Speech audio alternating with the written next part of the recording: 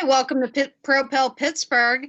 And this is our second episode through Zoom interview. I'm pretty excited, and I'm excited about the woman I'm going to interview.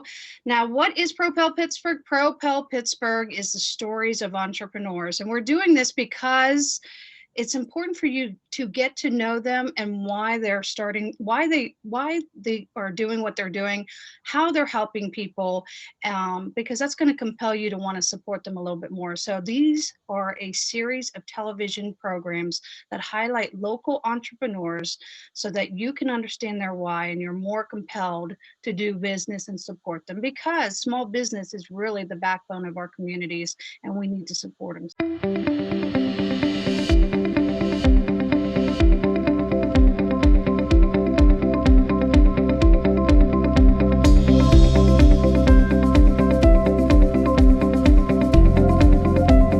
I'd like to introduce Felicia Mysak. She is a coach and speaker, and she does a program called Decide Self Leadership, which empowers people to be the best that they can be, and which is suitable for her because I want to highlight who she is and how she got to this point.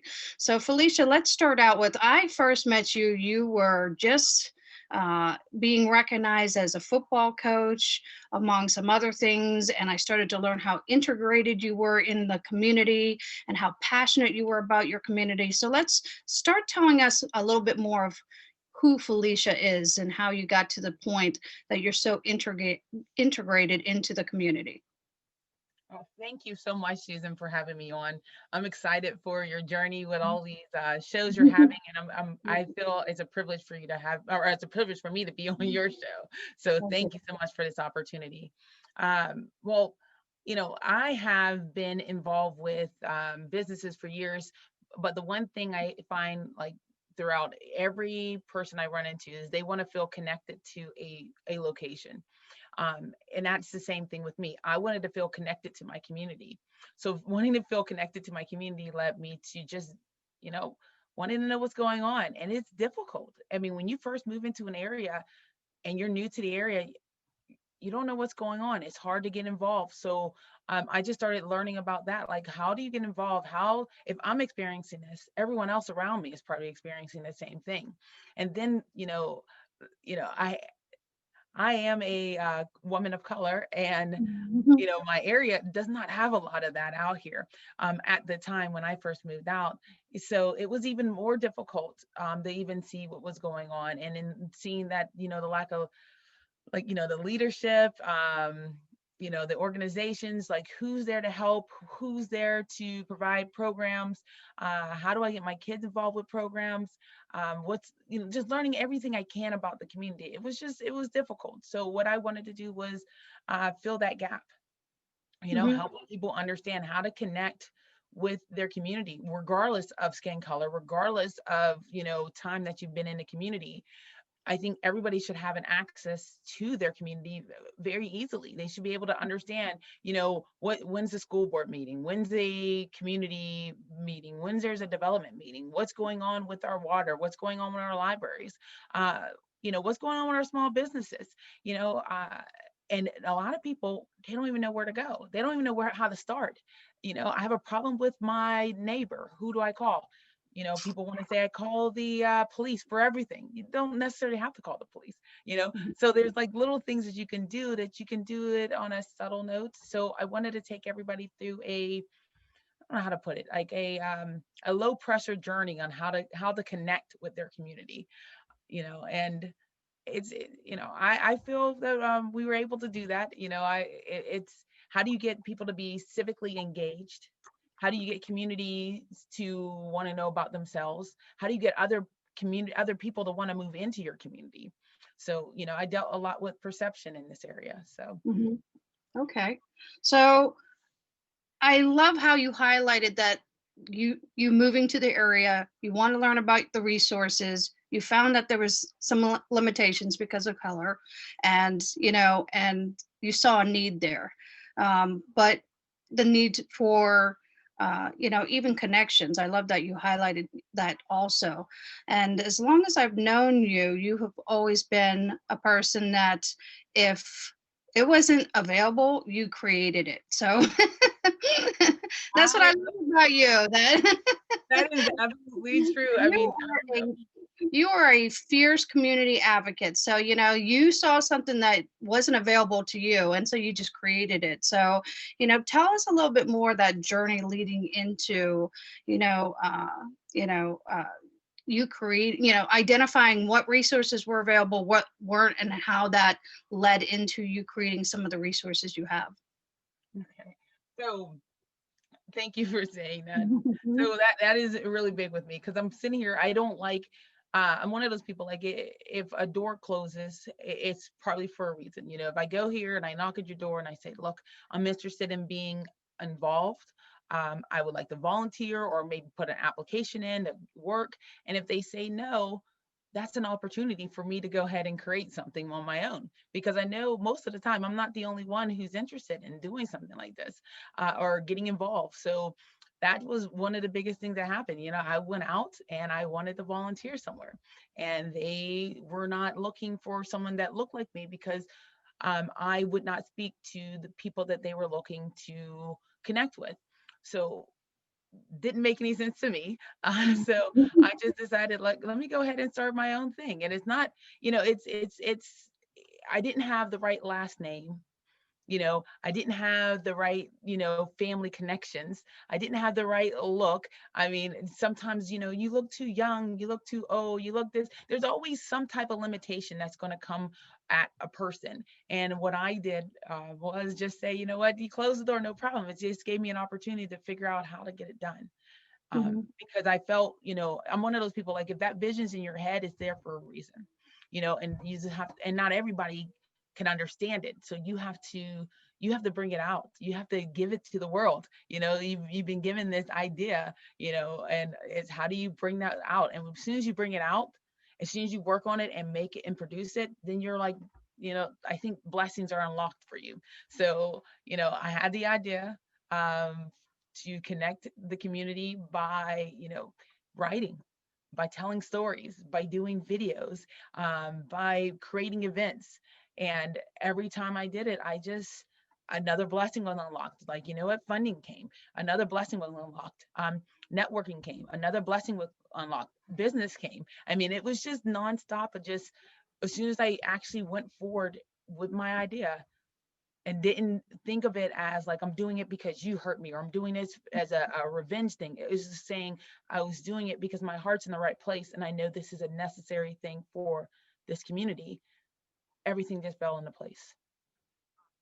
That's fat. I love that concept, and I love that's what I love. One of the things I love about you, and I want to thank all those people that limited those resources to you and those opportunities because you are such a powerhouse, and we're still getting to that point. What a powerhouse you are, and because you are such a powerhouse, especially within your community, I think I'm just learning that your footprint is actually expanding. But you're a powerhouse in Beaver County. That's what I've known you for. But I think I'm learning that you're beyond that too, because people are starting to pay attention to what you're doing in Beaver County. So first of all, I want to thank all those people that limited Felicia with the opportunities and the resources, because this dynamo just created her own. So let's get an overview of some of the things that you've done within your community.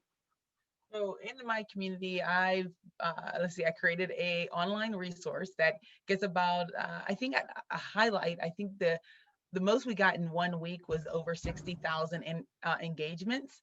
And we're, it's a community of 7,000 people. We have over 10,000 people who follow us on Facebook. Our mailing list is, over 5,000. And we are like we connect with everyone, and so that was just one thing, was just the engagement and connecting people with each other. Now, I've done that for about 7 years now. So I have other people, keeping the dream alive and still connecting people. Within that, though, during my 7 years of heavily being involved with Ambridge, I've created a car cruise, Mhm. which is really cool because somebody wanted to do a car cruise. I was like, oh, no one's doing it, I'm going to do it. So we had over 500 cars come through in Ambridge. They're at 5 years now doing that. We've had events at the library, you name it. Harriet Tubman movie came out, and we did a free movie presentation there at the library. Every summer, with the exception of this last summer, I do a Thursday pop-up event for kids. So every Thursday, the kids know to meet me at 1 o'clock. And I connect with businesses around the area. So, I'll have a business come out, and the only thing I ask is for them to donate either their time, people or employees, or talent or funding. And that's all I ask is, like, if you want to donate something, time, talent, people, your skills, and spend time with these kids. We had the police department come out and just play basketball with the kids for 2 hours. I had a bus one time, and I drove all the kids to a gymnastic place. Not personally drove. I have not learned how to drive a bus, but we had I the can bus see you company. doing it though. I can see you doing it. Well, you know what? If my husband was down here, my husband was down here, he would say, no, there's no way. I can barely drive my car. But we've done archery with the kids, and like we had councilmen come out and sit and do archery with the kids. Hairdressing places come down and do people's nails. Some people just donated water all summer long for the kids. But the point was to give the kids a summer vacation, with, like, there's a lot of kids that will never leave your town. There's a lot of kids that will be there, and they'll always be there, and they'll never leave. They'll grow up, and they'll become the firemen. They'll become the police officers. They'll be the ones working and keeping the community going. So give them that good experience. Let them connect with those people.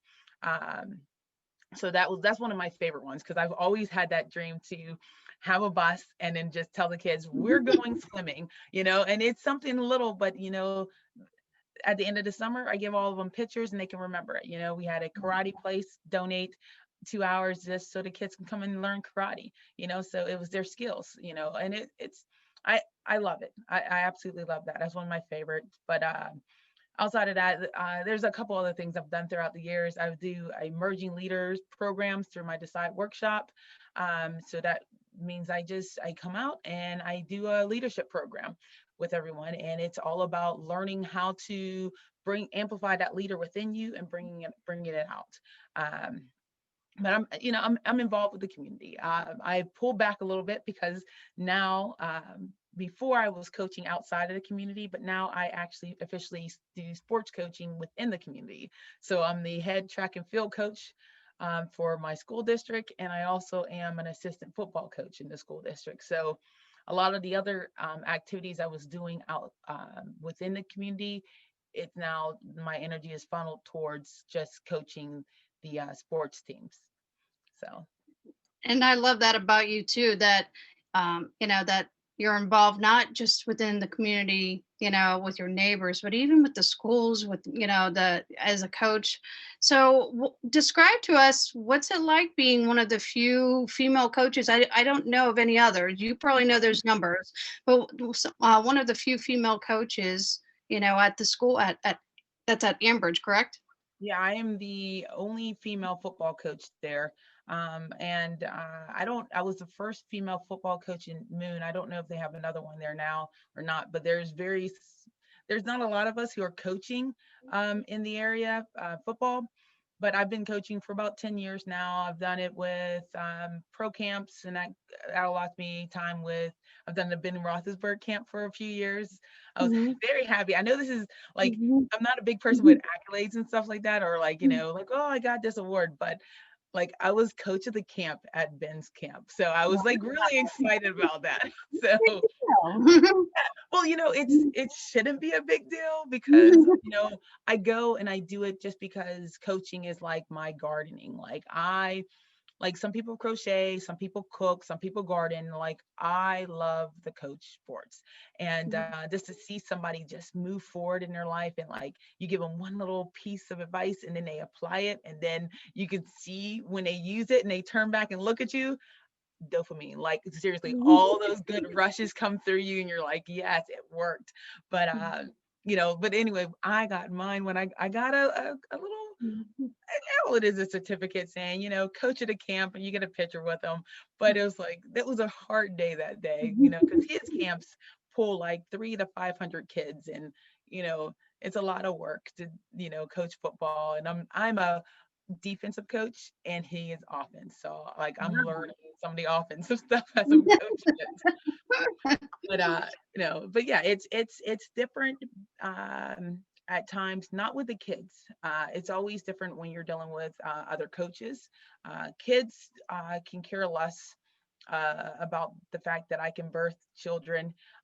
They just they just want to see if I can make them better. And if I can make Mhm. them better, they will listen to me. However, when it comes down to the coaches, it's there's some limited beliefs that they may have when they look at me and they talk to me, and it's like, do I have to insult you, or like what do I have to do to get you to understand that I'm the real deal? I know my stuff. I wouldn't I've been coaching for over 10 years now, and I enjoy it. My past season I was a defense coordinator. It was a middle school, but Mhm. it was the first time the middle school in years had a winning season. We lost one game by 2 points and it hurt. And I don't want to talk about it because I can tell you it still hurts. You're also involved with the Rotary too, and what's that, service above self? So, I'm a huge Rotarian. I love that model, service above self.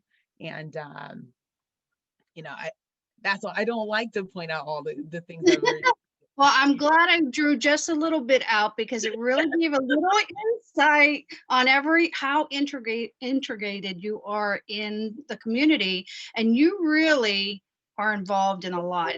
And that's why I encourage everybody to continue to follow Felicia. You're going to be able to find her online, and we're going to post some links too. And she'll give us tell us some of her links. But that just really gave some insight on some of the things you're involved in. There's so much more. And as long as I've known you too, I think your success comes from because you're always fixing a problem. And that's what I encourage business owners all the time. What problem are you fixing? So that's what you do. You fix problems within the community. And as long as I've known you, you've been successful at what you do because you have invested in relationships. You have all these little things going on that you are really invest in building relationships with each and every individual.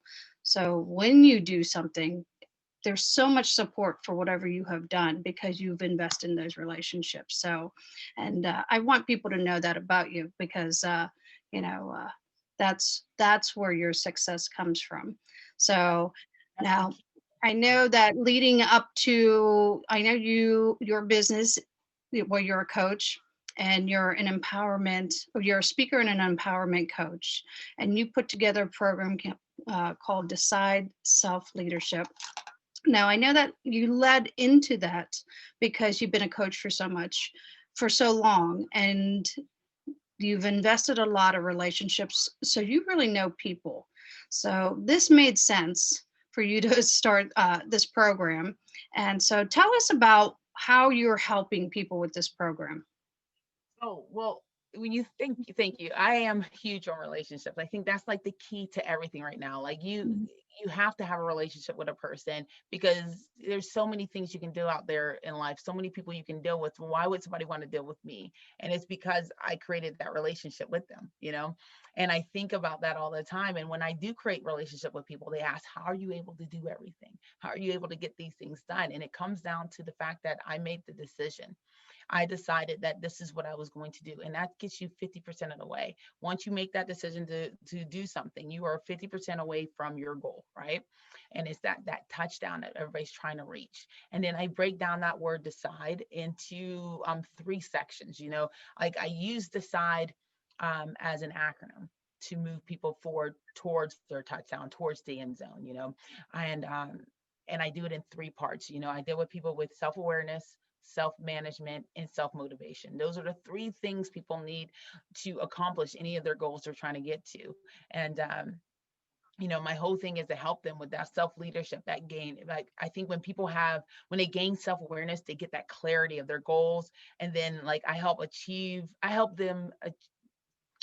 them develop their objectives to get to where they need to go, unlocking that like true potential. Like I love working with executives and high potential like employees, anybody who feels that they have a leader within them.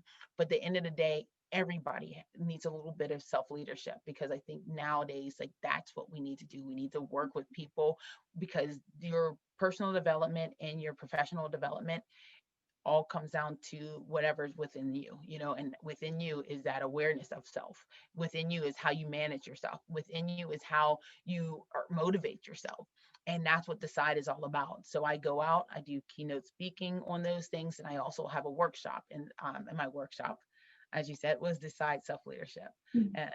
And I think, I know this is about me, but I wanted to throw that out to you. Like, you've been growing and moving and maintaining those relationships with so many people. And I think this is why everybody comes back to you, whenever whatever they're going to do. And I've always had you on my radar, like, okay, she's somebody I need to stay around. She's the one I need to maintain that relationship with. She's the one who, because you are amazing at everything that you do. So Oh, thank you. I appreciate all the kind words you're giving to me right now. Like, I'm super excited. I'm gonna leave here and just glow all day long because of you. But it's it's people like you is the reason why I'm able to move forward in my life and help others, because you saw the good in me. And now what I do is I do that with others. I see how dope they are before they even know that they're amazing. And I help them understand how they see themselves, how they want to be seen, and how others see them. But the main part of that is how they want to be seen. So self leadership, again, that's my baby. I love going out and doing that workshop. I can see a hashtag already, Felicia Queen of Dope, so Hashtag we're I'm trending dope. it, okay? So you guys follow us because we're gonna be trending Queen of Dope. So Yeah, my thing I did last year is unapologetically dope. That was my like, I even had a shirt made that said unapologetically dope, because I wanted people to understand, like, I am not apologizing for how strong I am anymore. I'm not apologizing for how much how that I understand the power I have within me. I have understand the power that people have over me. And like, I have to, if I can understand and balance that, it makes me a better person. And like, I really had to get to that point that I had to be unapologetic. Like, I know how to wield what I have. I know how to move. I know what I'm doing. So unapologetically dope, if we're gonna hashtag. I can see the social media after this interview. So, but Um, that really leads into taking ownership. So that, yeah, definitely take ownership of who you are, and I'm sure that you highlight some of that within your program. That you have to take ownership. That embrace who you are, embrace what your strengths are, and love who you are. And so you've done exactly that. So I'm glad you are helping other people do the same thing. So we have a few more minutes. I always like to do a little personal stuff just so people get to know you a little bit more. So on a personal level. So, you know, uh, I know you're a mother, you have children. So, what's when you're not helping everyone in the community, what's your downtime? And which I don't even know when you have downtime because you're just as busy as I am. So, well, like, let's see. So I am a mother of four, a wife to one, and I'm now a newly grandmother. So I oh, how do have exciting. a grandbaby. Yeah. I don't really do a lot of things at all. I am pretty laid back. When I do go out to get my me time, it's usually coaching sports. So I do some private sports coaching. So I have some clients that book me just to coach their kid one-on-one. So that's my off the field coaching, and then on the field coaching, my on the field coaching would be the, one-on-one coaching. And I do, my leadership workshops. I mean, literally, that's my life right there, because I think that is literally my downtime, is when I'm helping somebody else. So I'm trying to. It's Oh, you amazing know that what? I do watch TV. I watch Grey's Anatomy. I'm one of those people. I'm So one of those and, people. yes, I watch Grey's Anatomy, and I have two shows that are like my guilty pleasure right now. Um, I don't even know if I should say it out loud because I don't know if you'll judge me. But There's never any judging. Love After Lockup. Have you seen I that? haven't watched that one. I haven't watched that one. I'm gonna have to pay attention to that one. Oh my goodness, these people who pen pal people in jail, and then they get out of jail, and then there's love after lockup, and Oh, that I love story that. right there. Oh, it is. Sometimes it's a train wreck, and you can see it happening. Sometimes it's like, wow, they really love each other, and it's like, that one, and then a 90-Day Fiance, the other way. Okay. So it's the people who love someone out of the country, and they have 90 days to get their visa or whatever to get married and live in another country. So those are like my two guilty pleasure shows. I don't know what that says about me. So It doesn't. It just says you love love stories. That's what that means. yay! Okay. And you can't go wrong with that, right? Because love always wins. So Thank you. You made me feel better. See, that's why you're the winner, man. So, in our last few minutes here, I would like you to tell us. I know you are all over the internet. You're definitely a person to follow.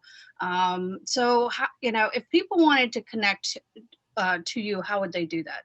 How would you recommend? Wonderful. So, I love Facebook and LinkedIn. I'm on Facebook pretty much every single day. LinkedIn, I'm on there as well. It's just my first and my last name. If you just want like a little message to remind you that you're dope, and the day keep unapologetically dope, to stay in the path and stay moving forward towards success, you can get a text message from me. So if you go to my website, that's www.FeliciaMysick.com. You can get a text message from me. Just go to the bottom of the page, and I'll just fill out the little form, and you'll get a message from me. Occasionally, I don't blow everybody up, but the messages are just to remind you. Like my message today. Let me see if I can get it. It was like, in a month from now, what will you have? Excuses or progress? And it's just a little saying to you, just remind you, like, what's going to happen in a month from now? Are you going to come back to me with some excuses? I didn't do this for this reason. I didn't do this for that reason. And the coach in me, that's what I say to people, because I'm always on that sideline, helping somebody out. Like, come on, I can't do the sport for you, but I can be here from the side. So I want to help people unlock their true potential. So I'm a good sounding board. So if they're looking for somebody like that to just remind them to keep moving forward, to get off their butt, you want to reach out to me and follow me on Facebook, LinkedIn, or my website. Yeah. And what's your website again? It's FeliciaMysick.com, or you can also go to DecideLeadership.com. Nice. I just want to say how important you are, because with everything crazy going on in the world, we need 1 million more people like you. So thank you for investing in people and relationships and reminding everybody how dope they are. So, because we need more of that. So thank you, Felicia, for your time and allowing me to interview you. I am your biggest fan. So, thank you so much. And I appreciate you. I appreciate And continue watching us. This is one of several interviews that we have done.